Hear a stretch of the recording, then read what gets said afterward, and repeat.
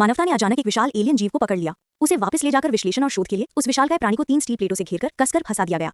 ढक्कन बंद करने के बाद उसे पैक करके ले जाया गया और एक शाफ्ट में स्टील केबलों के जरिए हजारों मीटर नीचे गुप्त बेस तक पहुंचाया गया।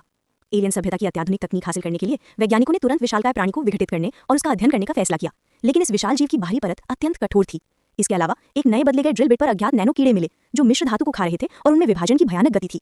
जब कर्मचारियों को आशंका हुई तब तक मिश्र धातु का ड्रिल बिट नैनो कीड़ों से भर चुका था। यहाँ तक कि धातुयुक्त सुरक्षात्मक सूट भी काट दिए गए थे।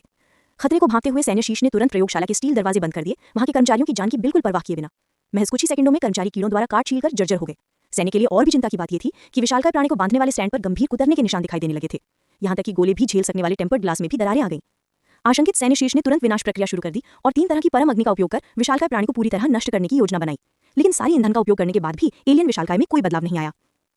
जब सब लोग बेबस हो रहे थे तभी विशालकाय प्राणी के हाथ तेजी से अनगिनत नैनो कीड़ों में टूट गए। मानवता की वर्तमान तकनीकी स्तर इन नैनो कीड़ों के हमले को रोकने में सक्षम नहीं है।